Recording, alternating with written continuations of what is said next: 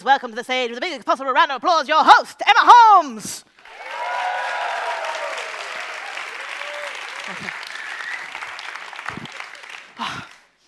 To keep asking for it. We're going to fix this by the end of the day. I guarantee you. You all right, Japan? How you doing? Good? Where's my Egyptian friend? Egypt, where are you? Over there. Have you had a think as well? What's your favorite thing about the Dutch? This is going to be a promising one, this one. You say, I'm sorry? This is like, they're very straightforward. You know, my favorite thing about the Dutch? This is something I've yet to understand. Is, okay, so this is a country of bicycles, right?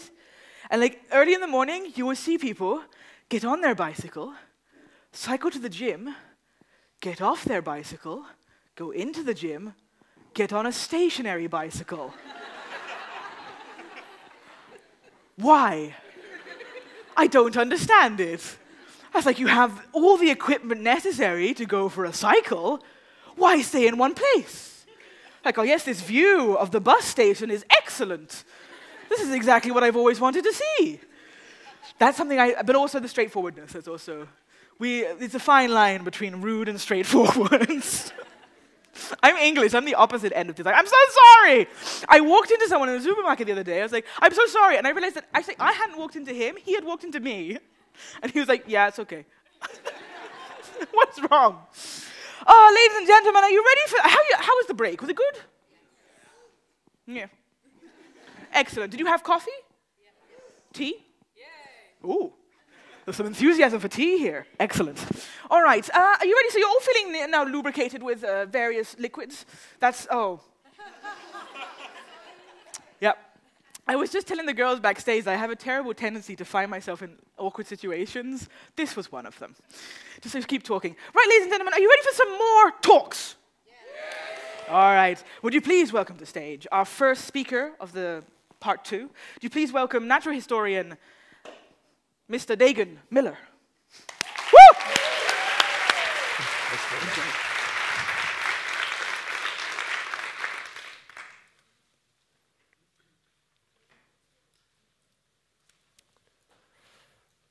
I fell in love with punk rock as a teenager, and I've never really lost the taste, though I rarely listen to it anymore. But the past few years, one line has recurrently come back to me. I'm betting some of you know it. Maybe you thrill to it still. It's the 11 times snarled refrain that shows up at the end of the song, God Save the Queen, the Sex Pistols' anthem to fury. No future, goes the line. No future for you.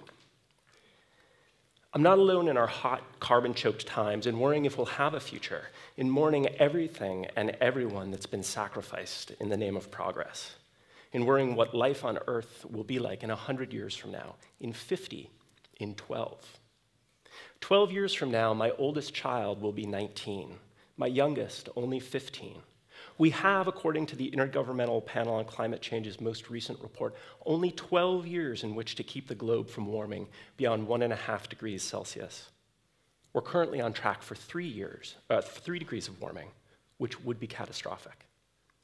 When I start to feel the humid weight of despair descend, I've always, ever since I was little, gone for a walk in the woods. Now that I'm a parent, I bring my children with me, my 2 boys. I've always been at ease in the woods, in part because the woods are where humans go to make sense of uncertain times. Nearly everywhere, and for as far back as the cultural record shows, humans have looked to leaves and found meaning. The ancient Akkadian tree of life and the book of Genesis is a tree of knowledge of good and evil, Buddha's Bodhi and the Druid's oak. The Norse believed that the mythical tree Yggdrasil held the universe together, the Haudenosaunee of the northeastern United States, the white pine. Baobabs, those enormous and long-lived trees that stipple their way across sub-Saharan savannas, have come to hold generations of stories that root the humans who pass beneath their limbs in place. And it is to find our place in the world that biologists and ecologists today also turn to their own evolutionary trees of life. Trees are our histories, but today, the trees are dying.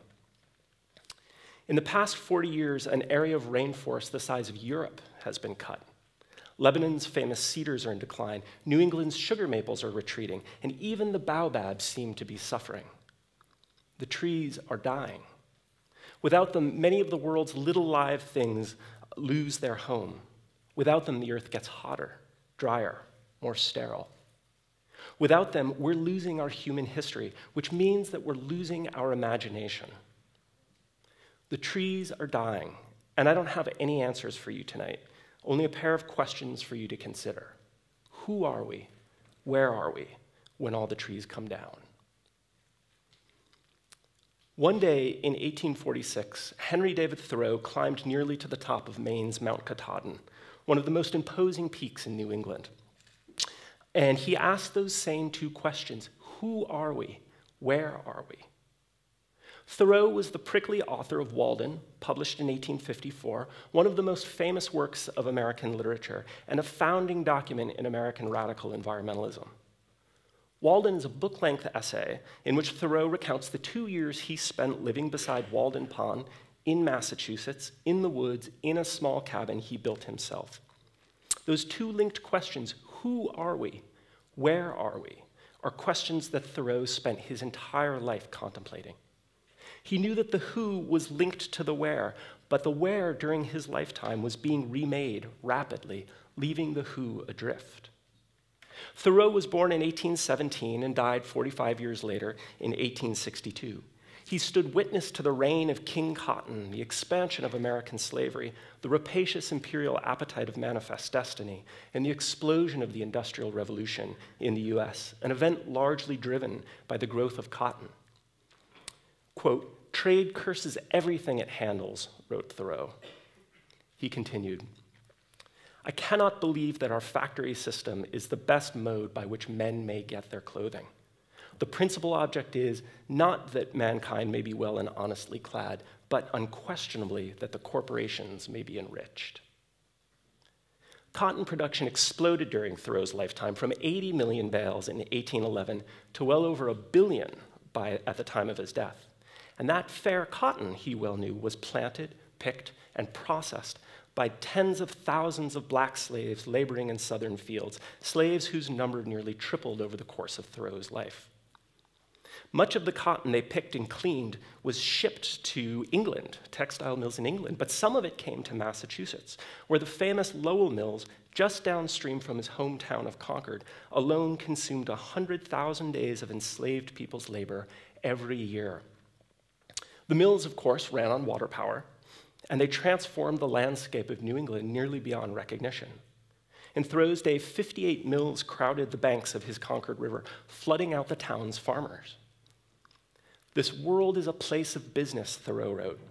"I think there is nothing, not even crime, more opposed to poetry, to philosophy, aye, to life itself." Who are we? Where are we? Thoreau is famous today as the author of Walden, but in his own time and place, he was better known as the town's best property surveyor, the town's best land surveyor, a craft to which he had been devoted ever since he was a young man.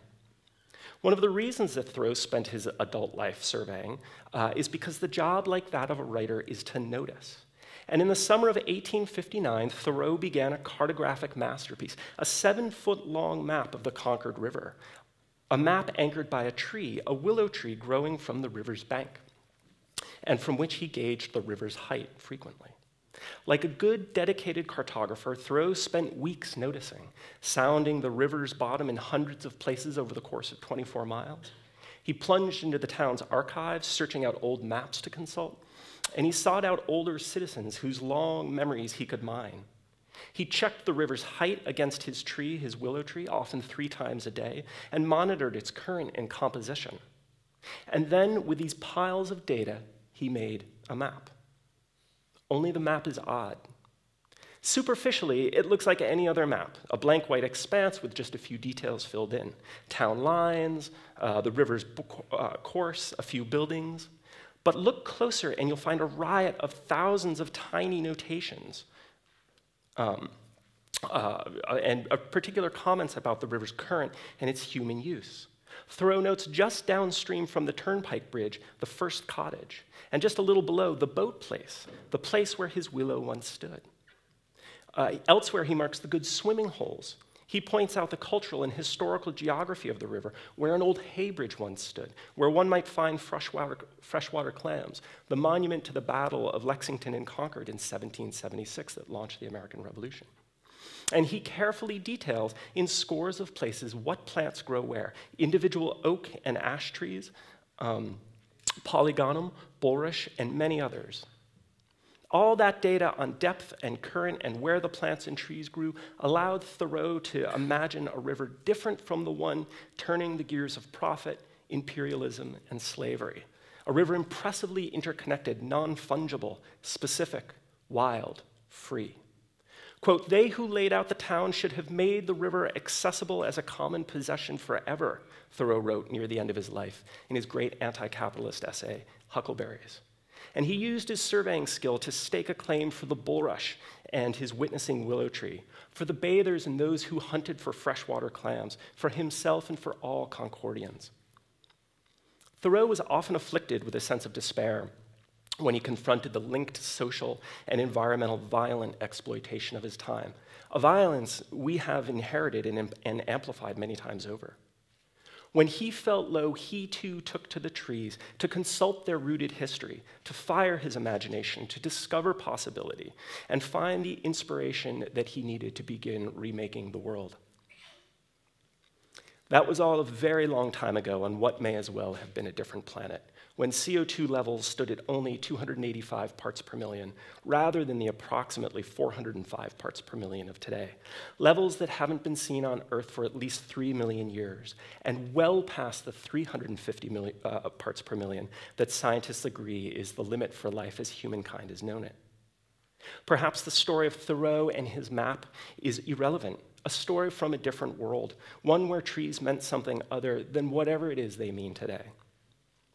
But I wish to speak a word for history, for nature, for wildness and imagination, even in our violent, unfree, heating world. I'd like to tell you of something miraculous, and so to send you off into the night with an allegory rather than an answer for those two paired questions. Who are we? Where are we? I'd like to send you off with a seed for your own planting and see what you'll grow from it. In Thoreau's time, the American chestnut was almost literally everywhere. Billions of them grew across the east coast of the US. Their nuts provided food and forage, their leaves shade, their trunks lumber, but by 1950, they were, all of them, gone, victims of a fungus introduced in the early 20th century. This blight has rendered the American chestnut extinct. At least, that's what I had long thought. My family and I recently moved from the American Midwest to Massachusetts, Thoreau's home state, to an apartment in an old mill town that looks out onto a forested hill. My two sons love the woods, a place to run wild. One day, my children and I took a walk through the mixed hardwood forest, their happy voices echoing amid trunks, through red maples and shagbark hickories, sweet-smelling sassafras and smooth-skinned beech, and something else that I couldn't quite identify. Bunches of scrubby shoots, a whole grove of them, reaching like the fingers of your hand from the forest floor. Thin tendrils that never reached more than about 6 feet high. These strange trees were everywhere. I picked a leaf from one, and when we returned home, consulted my tree guide, there to discover that I held in my hands the leaf of an American chestnut. A miracle. The American chestnut was extinct, I had thought, but I was wrong. My children had led me to them, and I held a beautiful, radiant thing. A leaf from one in my hand is living proof. The chestnuts are alive. As it turns out, they resurrect themselves from the long-dead stumps of the past. This explained the clumps of pencil-thin trunks, always arranged in a rough, stump-shaped circle that I had seen. These shoots never grow very tall before blight fells them, it's true, but they always come back. They live deliberately, elegantly, requiring little, asking of us even less, other than that we pause in our great uprooted business to join them in their sylvan beauty, their enviable vitality, their stillness. The chestnuts continued to stretch their arms sunward as my children marveled at their leaves, protecting us from the sun, secure with a remembrance of the past, in the knowledge that a better world is possible. Thanks very much. Fantastic. Well done.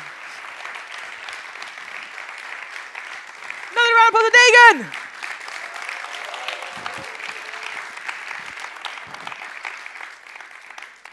You're trying to be so discreet.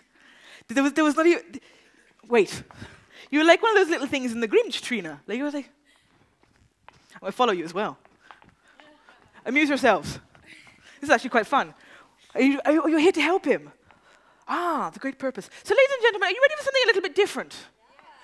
Yeah. Exactly. Good response from the people over here.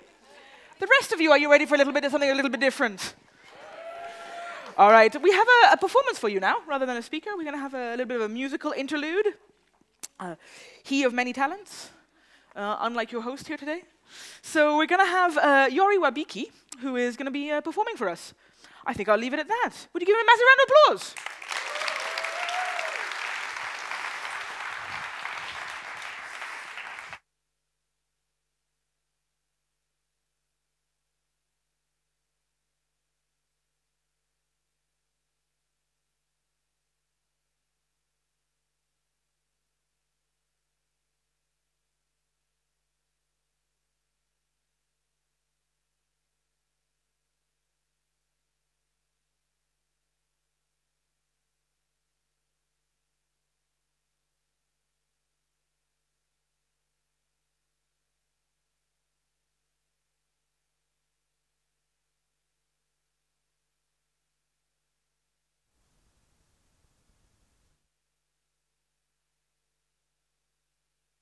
I made this song especially for this event. It's called Mother Nature. I'm gonna play 2 songs for you.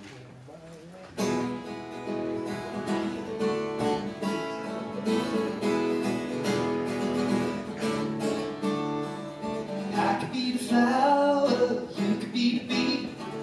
I could be the river, you could be the sea. I could be the wind that's blowing in your back. You could be the woman, I could be the man. The sound of freedom, falling in the mother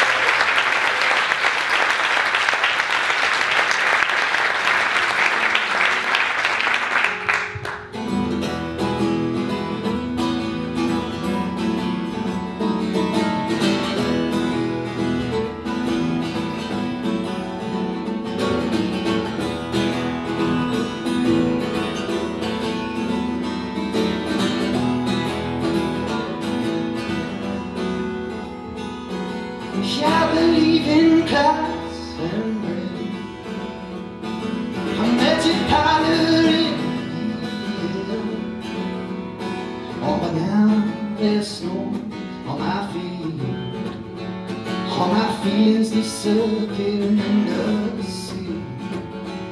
Oh, and who am I to say, finally?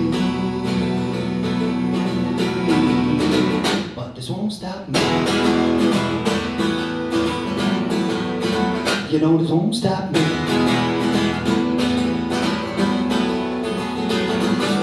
I believe in birds and trees, the kindness of the melody. Rust rests in our bones, our endeavor, however clever, caught in stones. Oh, and who am I anyway? Well, finally, but this won't stop. You know this won't stop me. Oh no, this won't stop me. Oh, this won't stop.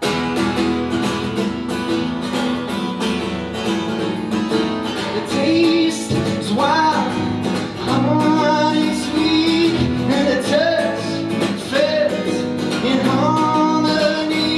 And the sun, when we are free finally.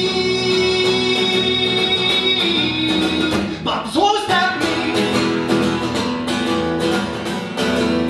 You know this won't stop me. Oh no, this won't stop me. This won't stop me.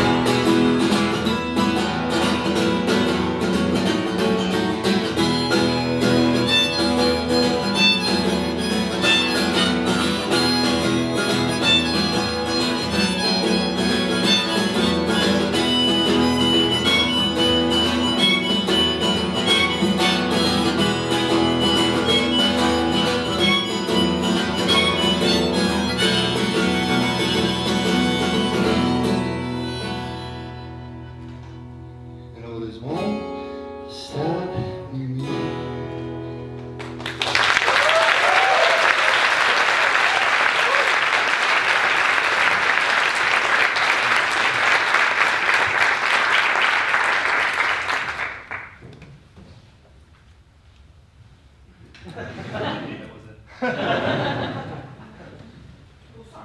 I couldn't hear you from behind.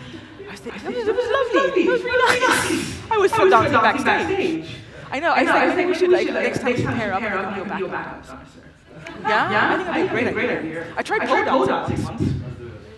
It wasn't a great success. Gravity. It was great. Thank you so much, Pussy.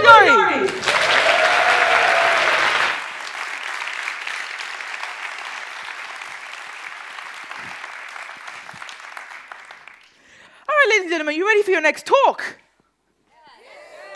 Now you're feeling all relaxed now after the music, aren't you? Everyone's feeling nice and peaceful. Excellent. Right then, would you please welcome to stage, with the biggest possible round of applause, our next speaker, John Liu.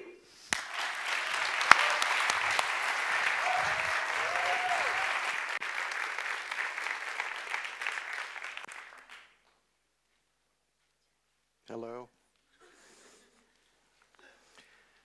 We have a little bit to get through here. Cosmic time, geologic time, evolution, human history, up until a moment where we are about to transform. I'm going to date myself. I really love a song about Woodstock by Joni Mitchell. We are stardust. And when we think about how evolution, the best evidence that we have suggests that evolution took place, we know that when the earth formed, it was a molten rock surrounded by gases that we cannot breathe. And that over prodigious time, the earth transformed into a beautiful garden. And this process was constantly accumulative. There was always more differentiation and speciation, starting with single cellular organisms. And there was always photosynthesis after evolutionary time. Life began. And this generated an oxygenated atmosphere. And it created a fully vegetated earth. And each generation of life died and gave up its bodies to nurture the next generation. And this is the basis, the creation, the constant filtration, and the continuous renewal of the atmosphere and of the fertile soils and of the hydrological cycle. But then human history emerges. And 35,000 years ago or more, we began to hunt animals to extinction. But 10 to 12,000 years ago, we began to do agriculture. And when we began to do agriculture, we were unaware of how this garden had appeared here. And we began to reduce the biodiversity, reduce the biomass, and reduce accumulated organic material. And what happens when you do that is that all the systems change.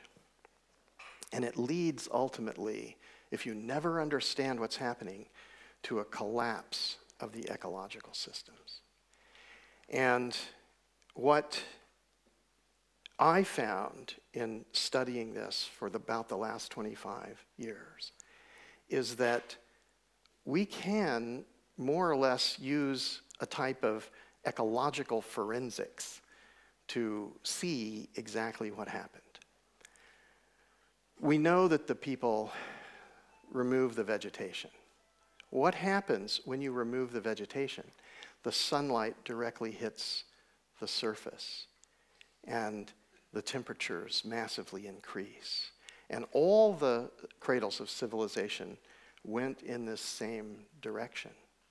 So those are clues to what happens if we never get this right.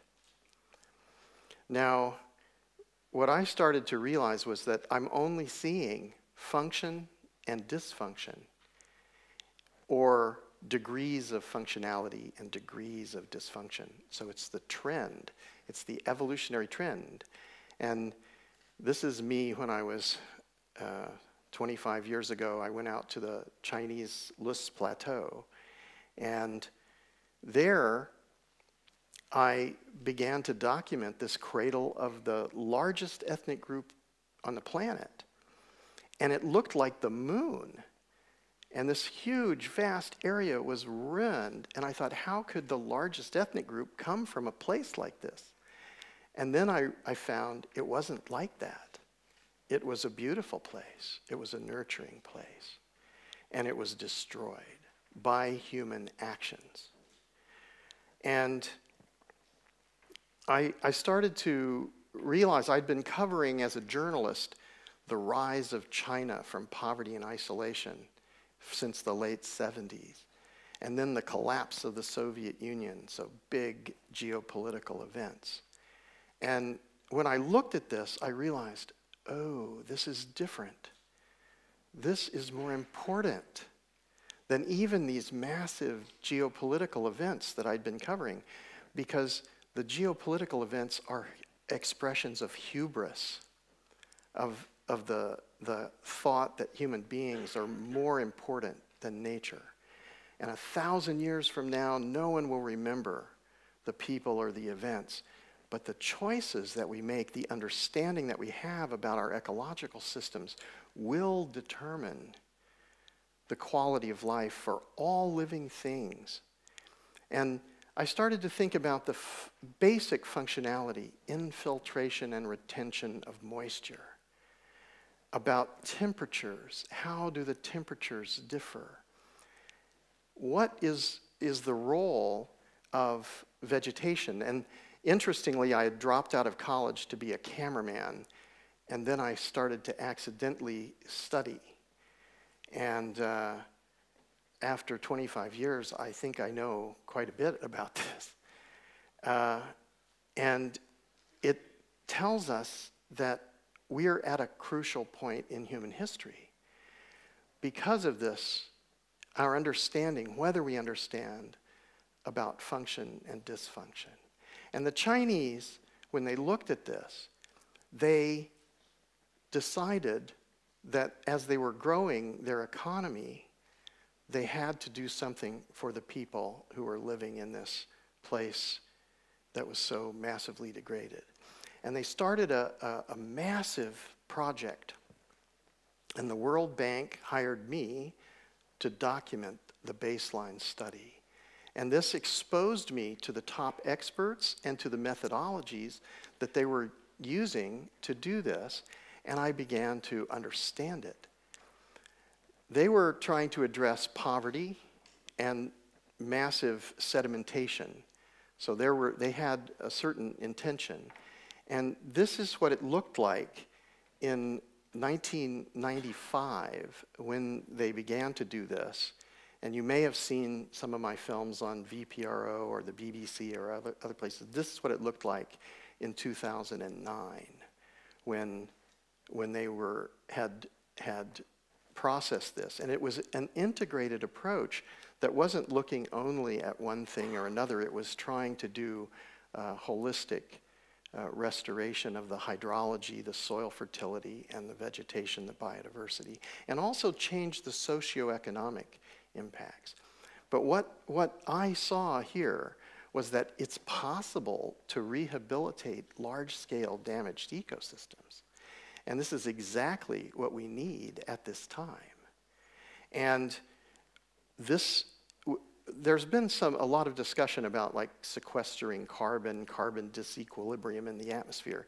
This to me seems to be a symptom of systemic dysfunction on a planetary scale.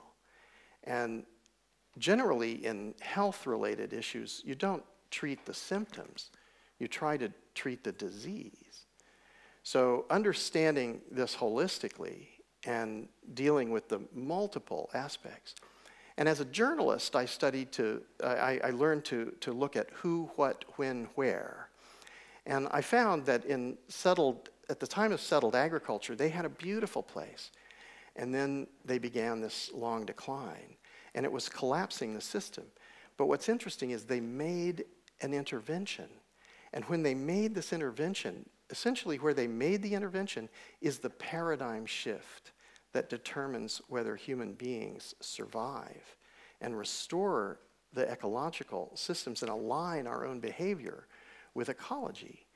If we understand this and we do this, there is hope. And we're at a point now where we're seeing unbelievable impacts. I found out that the temperature differentials between exposed soils are enormous and they cause vortex activity. And I thought about why. Who, what, when, where, and why. We are valuing human things higher than ecological functions. And it's false. The air, the water, the biodiversity, the soil fertility is vastly more valuable than anything human beings have ever made and everything human beings ever will make. We are part of a larger organism. We think we're individuals. We're not even a single species. We're symbiotic with other species of life, and we need to understand this if we are going to act as Homo sapiens. I work with a foundation called the Common Land Foundation, and it's come up with a 4 returns mechanism, which is based on restoring the ecology in natural zones, in creating regenerative agricultural models in mixed zones, and having sustainable business models in economic zones.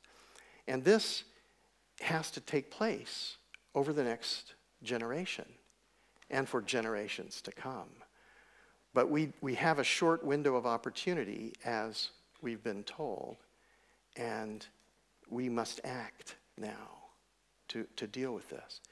Working with Common Land has allowed me to go all over the world and to look at the systems, and everywhere I go, it's pretty much the same. There's different biodiversity, different biomes, different hydrological systems, but actually it's biodiversity, biomass, and accumulated organic matter. And they're very simple ways to change this. Just by putting in straw, you will absorb all the water in edge systems of deserts. And without planting any seeds, the bird droppings and seeds will blow up, and it will regenerate soil. You can see it on the dunes here in the Netherlands. We've also been looking at a new thing, creating ecosystem restoration camps that can allow everyone to go and learn how to do this. This is the least expensive and the most effective way to engage everyone to do this. And we can learn to eat together. We can learn to live in a way which is not consuming so much.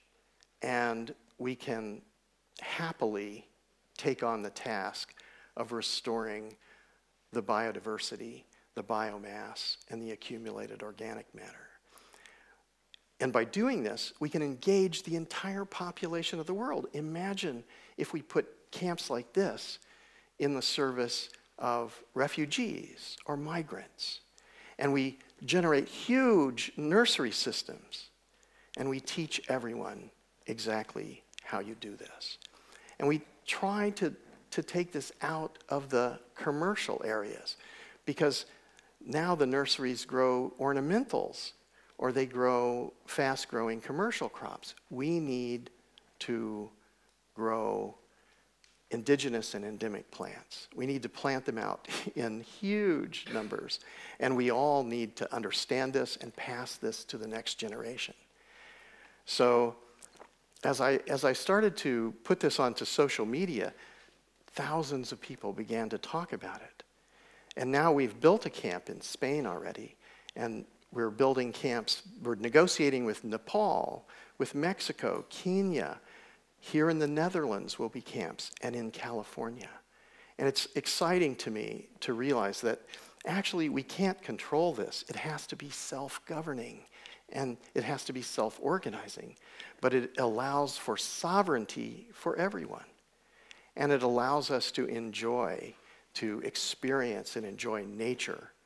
We have to realize we've been looking at abiotic systems.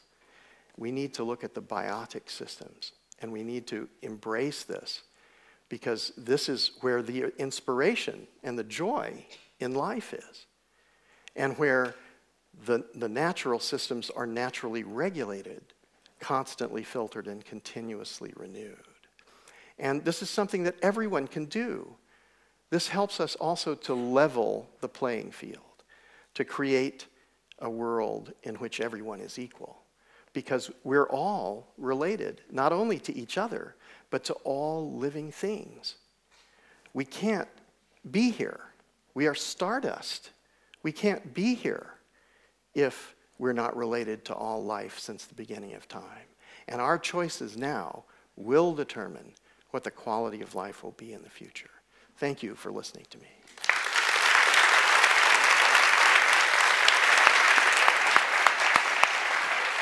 Hey, round of applause for John!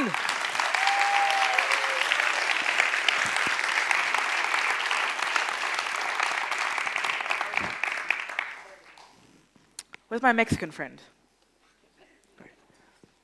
I thought I was talking to a woman earlier. I was like, you're going to have a very deep voice from the one I heard earlier.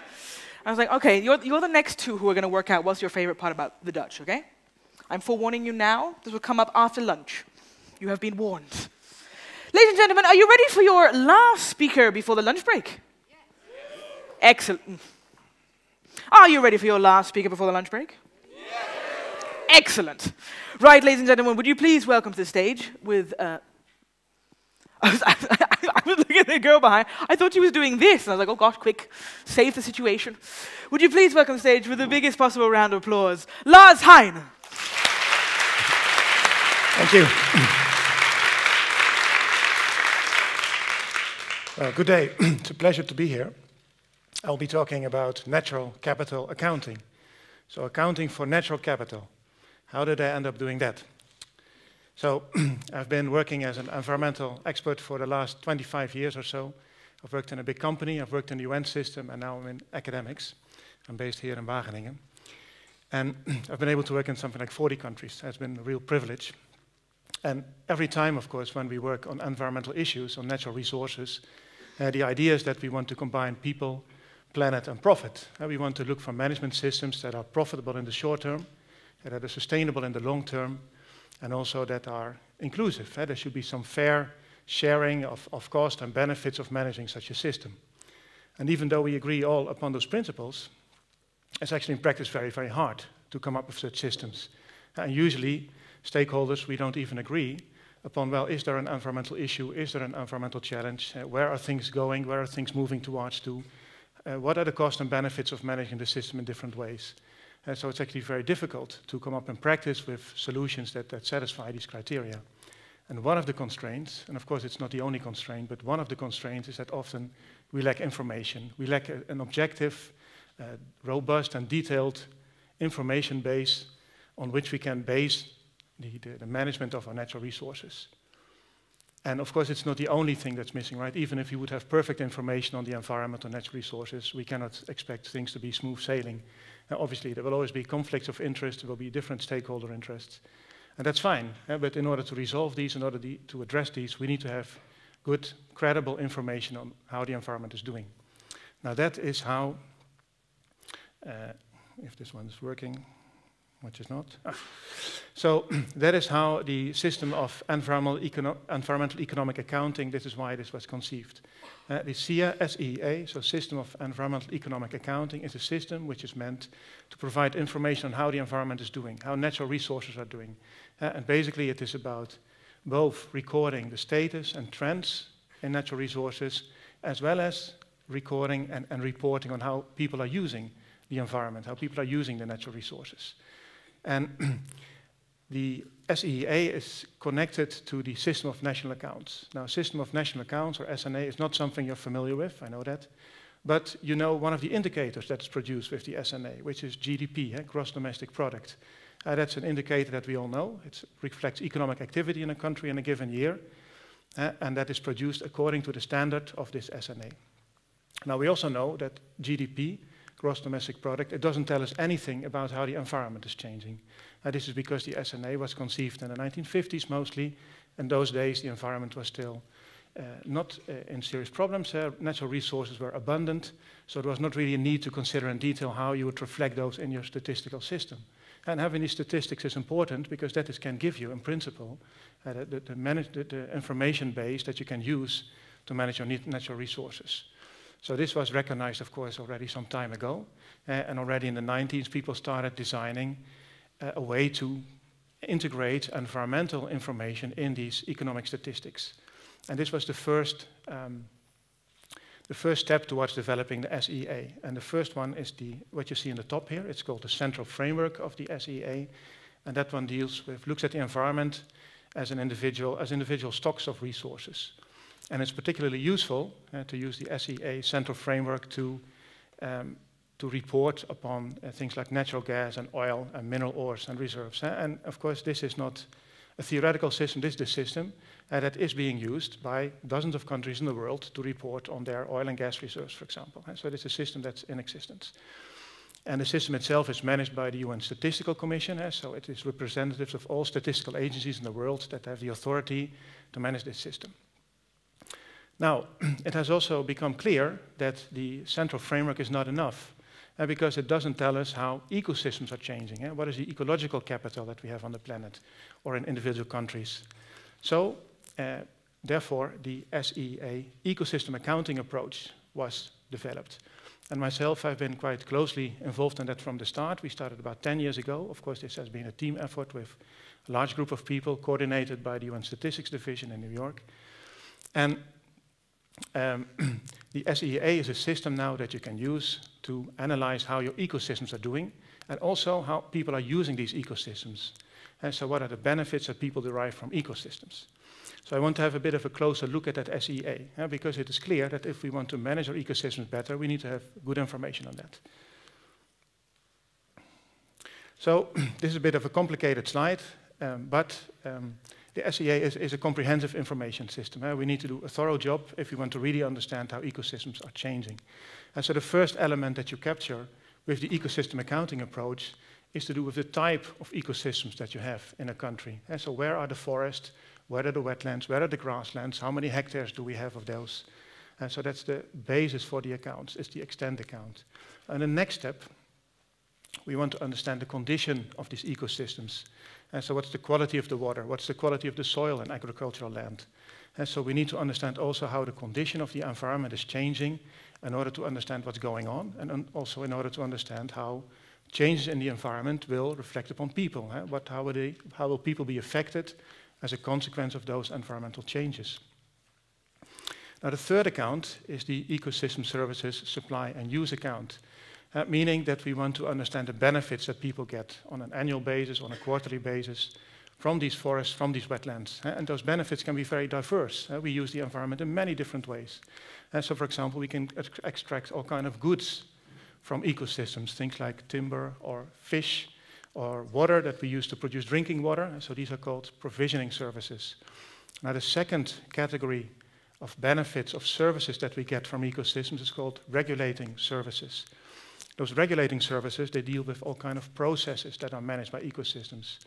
So ecosystems ensure that there's pollination of crops, without which we would have many less crops to eat on our table. Ecosystems also control erosion, control the runoff of water in a watershed. And something which people have only recently started to realize, forests are also very important to maintain rainfall patterns. If we lose our forests, we will change the rainfall in the interior part of the continents, and things will get drier. And this was already noticed in Australia and West Africa, for example.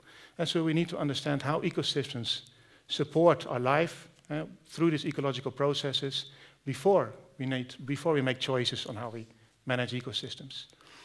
Now, and from there, we go to an asset account. So we also want to understand the asset value of an ecosystem. And you can look at it as the same way as you look at your bank account. You're interested in knowing how much money you have in your account, how much money is going into your account because you earn an income. The ecosystem is regenerating, so it's resupplying us with capital, and also how much are we using.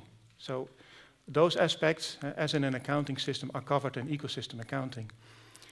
And now I also want to say very clearly what ecosystem is not about, because it is not about trying to put a value on everything and coming up with the total social value of ecosystems. It is not about pricing everything, it's not about valuing the price of this tree or that tree or this hectare of forest.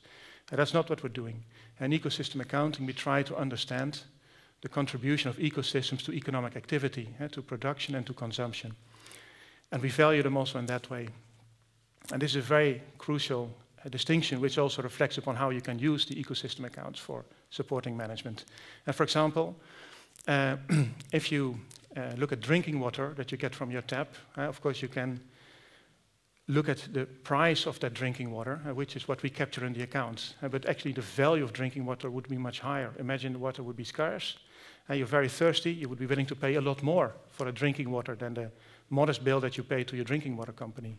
And so in that sense, the ecosystem accounting approach is keeping a very restricted scope of looking at the value of ecosystems, and it's not about the value of everything. And that also needs to be taken into consideration when you use the accounts to support management. Now, what's new in ecosystem accounting compared to the previous accounting systems is that there is an extensive use of maps, of spatial information, because ecosystems are very diverse. You've got ecosystems, you've got one patch of forest which would deliver you quite different benefits from another patch of forest a few kilometers away. Now you need to capture that spatial diversity, which means you need to use maps. And this is also something of a challenge for some, not all, but some of the statistical agencies that are implementing this approach, because not all of them are used to working with ecological capital, and then it also can be quite hard to use these maps. But the interesting part of the approach, and that's really the crux of it, I would say, is that it connects the statistical thinking, the statistical frameworks that there are, with all the advances that were made in science with modeling ecosystem services. There's a whole discipline within environmental sciences which is about understanding these benefits of ecosystems. That is usually a spatial approach. So we're linking the two, and then we came up with this idea of ecosystem accounting. Now, what can you do with ecosystem accounts? Let me give you an example. My example relates to peatland. I've been working on peatlands for the last 10 years, and I can assure you that this is one of the most difficult ecosystems to work on. If your system works in peatlands, it will work everywhere. And I've been working a lot both in Indonesia and to a degree also in the Netherlands. And this example is about the Netherlands. Both countries actually share about 8% of their land territory being covered with peatlands. And peatlands are important because they emit something like 5 to 10% of the world's CO2. So they're very important when we want to mitigate our climate change. Now, what are peatlands? Peatlands are composed of organic soils with a natural condition of very high water table. So the groundwater is very close to the surface. And if you want to use these soils for agriculture, you need to drain them. Technically, that's not a problem. But the problem is that when you drain the peatlands, you start a process of oxidation, because oxygen is able to react with the organic matter of this peat soil, and you get very large CO2 emissions. At the same time, you also can have fires in your peatlands, and those lead to smog and health problems for people. So what can the accounts do? And so in first instance, the accounts can help you to monitor what's happening in the peatlands. What is the land use, which you see in the map there? What is the land use in the peatlands? In the Netherlands, we use about 70% of our peatlands for agriculture. The question if it's profitable, yes, but it's not sustainable because these peatlands are still subsiding, they're going down over time. We can also record what's the CO2 emission in the peatlands. You see that in the other map. You see that some of we are so detailed that we can even look at individual farmers' field and estimate the CO2 emissions there. So it's very accurate. And if you then compare in your accounting approach these environmental costs with the other for example, sources of emission of CO2, you'll see that the 1 hectare of peat can emit as much CO2 as 7 households on an annual basis. So it is really, even when you zoom in, you see the significance of the problem. And the ecosystem accounts really help you to bring it out, to make clear what issues are at stake, what are the figures. And of course, the interesting thing is also that you can connect it to economics. So you can put a price on the CO2, very difficult to select a price. But when you select a price for your CO2, you can make a comparison, and you can see that actually the cost of CO2 emissions, they may go as up to 1,000 or 1,500 euros per hectare per year. So very, very high. And actually the cost of CO2 emissions in some areas are about as high as the profits that the farmers are making. So this kind of objective information should really help us to influence our policy making and to come up with better management alternatives. Now we can also look at these management alternatives and say, now we're going to change our way of managing peatlands in this case. For example, we're going to increase the groundwater levels. Now, if we increase groundwater levels, we have less emission of CO2. It is not as good for farming, and we need to keep that in mind, but we have much less environmental problems. So we move a little bit away from profitability to sustainability. And then you can show quite clearly with this approach that, okay, with this level of water table, we have so much CO2 emissions. So it gets very practical and to provide some advice on how to reach certain emission reduction targets. Now, the main challenge, I'm not sure how this is going. Somebody put this up, but maybe it's my hair, or lack of it, which is causing the problem here. Maybe my ears are not big enough. Right, thank you. Well, there goes my TED presentation. So, anyway, it's okay. So, the thing we're working on at the moment is to connect the SIA accounts to natural capital accounting in businesses. And there's also a big interest in the business community to engage in accounting. But the problem there is always that there's not enough data. And so businesses are interested, many businesses are interested in better understanding the environmental footprint of the company. How do they use environmental resources and how do they impact also natural resources? But you cannot really expect individual businesses to analyze these, all these information sets because it's very data intensive. So one of the things we're doing at the moment is to connect the accounts to businesses. And the other thing we're doing is, and you see that on this map here, is we're connecting the accounts to satellite data. Because one of the main challenges in accounting is that there's a real lack of data. You need a lot of data to produce the accounts. And in the Netherlands, it's relatively easy because we have a lot of data sets, a lot of environmental monitoring systems. But in countries in the tropics, it's much more difficult. There's less data. So what we're doing is we're connecting to the satellite images. And in the last years, there's been really an explosion of information that's available based on satellite data, based on satellites and remote sensing. So satellites are even crossing over every patch of the Earth every 12 days. And that information is available also for free. And so we can use that to populate the accounts. And by connecting the satellite images, what you've seen in this animation, and the accounts, it is possible to kind of work also in data-poor environments, to be up to date also. The accounts can be updated every quarterly, every half a year, and you can really connect your information to policy making. For example, in the case of Malaysia, what you saw in this animation, you see that there's an expansion of a plantation in a forest. It's monitored near real time. So even if this would be an illegal activity, it would allow an enforcer to go in and say, look, you have to stop this plantation expansion. And if it's not legal, then you can still try to understand, okay, how is this changing our forest? How is it changing our landscape? So this is the accounting approach. And I think the nice thing is that even though it's quite a recent approach, it was published in 2012 for the first time. At this point in time, there are already something like 60 countries that are applying it, including the US and Canada and UK and also Indonesia, the Philippines, Mexico, the Netherlands. So there's really a lot of interest in getting this to work. And in that sense, I believe and I hope that the accounting approach can also contribute somewhat to a better resource management and to providing also the scientific basis for all the intentions of moving towards combining people, planet, and profit. Thank you.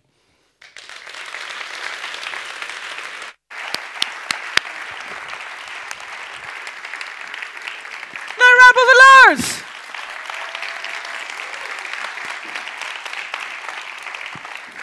Ladies and gentlemen, to be able to process food for thought, we need food for fuel, I think.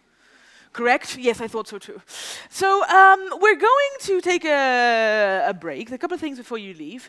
First off, as this is a longer break, go and check out the various stands, the partners of TEDxWageningenUniversity, which are in the lobby here. Go have a chat with those people. They're super nice. Go find out some stuff.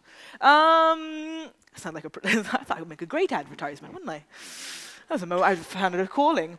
Other than that, we're going to meet back here at, the bell will go at about kind of 1:20, and at 1:25, we should be meeting back in here. I hope you are enjoying yourselves so far. Yeah. Excellent. Enjoy your lunch, and I'll see you very soon. Thank you.